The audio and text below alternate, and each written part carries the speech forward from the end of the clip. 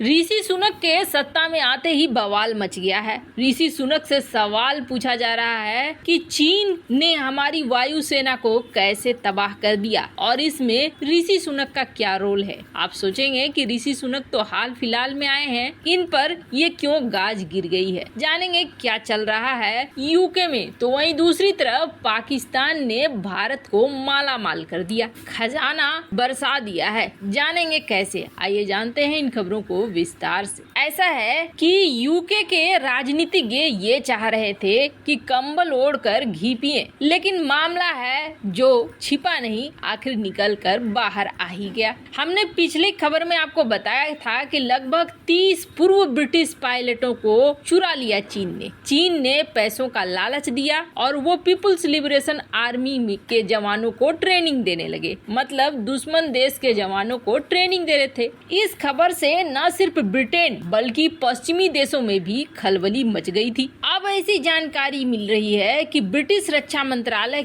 ने यहाँ पर घोलमाल किया था। हड़कंप मचना लाजमी था क्योंकि चीन इस वक्त प्रमुख दुश्मन में एक आ रहा है अमेरिका के लिए। अमेरिका ने हाल में स्टेटमेंट तक बदल दी है और स्क्रीन पर आप देख सकते हैं, कहा जा रहा है कि ठीक है रूस हमारा दुश्मन है लेकिन चीन हमारा सबसे बड़ा दुश्मन है और रणनीति ऐसी बनेगी कि चीन के ही खिलाफ बनेगी। अब न चाहते हुए भी अमेरिका इतना मजबूर हो गया है कि भारत के साथ आने को तैयार हो गया है, वरना अमेरिका और भारत की कभी बनी नहीं है। इतिहास उलट कर देख लीजिए। अमेरिका ने पाकिस्तान को जी जान से मदद की है। हालांकि पाकिस्तान नहीं टिक पाया, अपने ही पैरों पर उसने कुल्हाड़ी मार ली और डूब गया, लेकिन अमेरिका ने कोई कसर नहीं छोड़ा था भारत के खिलाफ पाकिस्तान को खड़ा कर। पर मजबूरी और विडंबना देखिए, ऐसे हालात बन गए हैं कि अमेरिका को अगर चीन को काउंटर करना है तो भारत के साथ आना होगा। ऐसे में जब ये खबर मिली कि खुद यूके के पायलट्स जाकर चीन में पीएलए को दे रहे हैं ट्रेनिंग,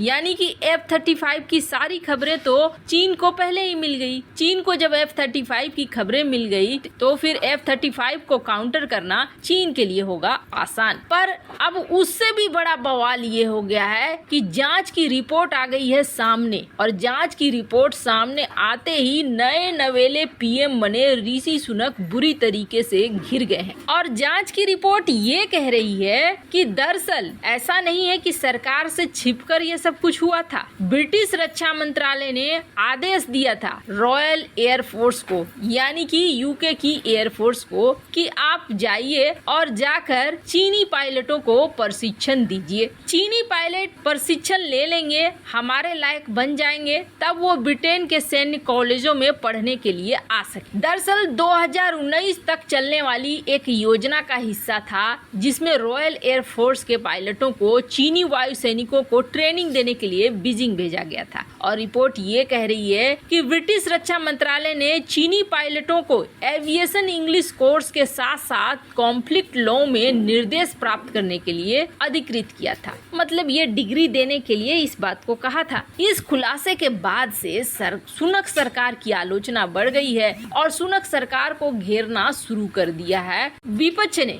अब क्या मामला था तो आपको बता दें, चीन में एक कोर्स था एविएशन इंग्लिश कोर्स, और ये एविएशन इंग्लिश कोर्स ब्रिटेन में भी शुरू था और चीन में भी शुरू था। चीनी नागरिक चीन में भी इस कोर्स को कर सकते थे और यूके में भी इस कोर्स को कर सकते थे। और इसी कोर्स के तहत रक्षा मंत्रालय ने ये कहा था कि ठीक है आप जाकर ट्रेनिंग दो। अब जो 30 पूर्व सैन्य पायलट थे उन्होंने टाइफून, जगुआर, हैरियर, टोर्नेडो ये सारे फाइटर जेट उड़ा रखे थे। ब्रिटिश पायलटों को भारी रकम का लालच देकर बुलाया गया और धीरे धीरे प्रशिक्षण ले लिया चीन ने। अब ये मामला ऋषि सुनक सरकार के लिए बहुत भारी पड़ रही है। वो कहते हैं ना, सर मुड़ाते ही ओले पड़ना, कुछ वैसा ही हाल हो रहा है सुनक के लिए, क्योंकि रक्षा मंत्रालय ने ये ऑर्डर दिया और जिस रक्षा मंत्रालय ने ये ऑर्डर दिया है उस समय कई कैबिनेट के सदस्य थे जो उस मंत्रालय के हिस्सा थे। यानी कि ऋषि सुनक सरकार इस बात को बहुत अच्छे से जानती है कि उनके कैबिनेट के सदस्यों का रोल रहा है, अहम रोल रहा है इस कार्यक्रम में। यही वजह है कि विपक्ष अब घेर रहा है यूके के पीएम। खैर, जहां यूके में उथल पुथल मची हुई है तो वहीं दूसरी तरफ भारत के साथ 4 युद्ध लड़ा,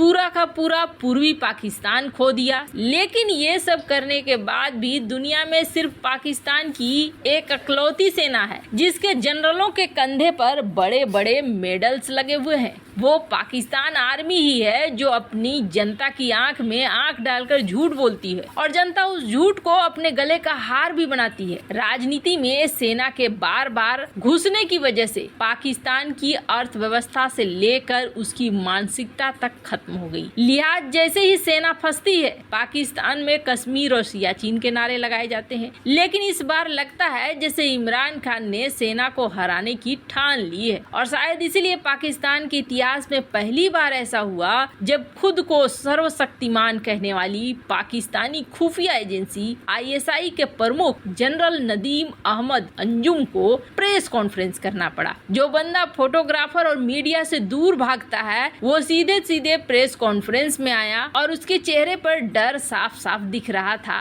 और अपने साथ में पाकिस्तानी सेना के प्रमुख लेफ्टिनेंट जनरल बाबर इफ्तिखार को भी लाया। ये प्रेस कॉन्फ्रेंस कुछ मिनट नहीं बल्कि 1.5 घंटा तक चलता रहा और इस दौरान ISI चीफ बार बार एजेंसी को पाक साफ बताने की कोशिश कर रहा था और सीधे सीधे इमरान खान पर हमला कर रहा था। वैसे तो ISI की स्थापना का मकसद था पाकिस्तान के बाहर की खुफिया जानकारियों को इकट्ठा करना, लेकिन ISI अपने ही देश के अंदर जासूसी करने लगी, लोगों को ठिकाने लगाने लगी, सरकार बनाने और गिराने में अपना हाथ डालने लगी। लिहाजा ये ISI है जिससे पूरा पाकिस्तान प्यार भी करता है, डरता भी है, नफरत भी करता है। खासकर पाकिस्तान के नेता और पत्रकार ISI के एक इशारे पर लाइन में लग जाते हैं। यदि कोई ऐसा नहीं करेगा तो उसकी लाश कहाँ मिलेगी पता नहीं चलेगा, या फिर वो जेल में नजर आएगा, या फिर देश से भागा भागा फिरेगा, या फिर लापता हो जाएगा।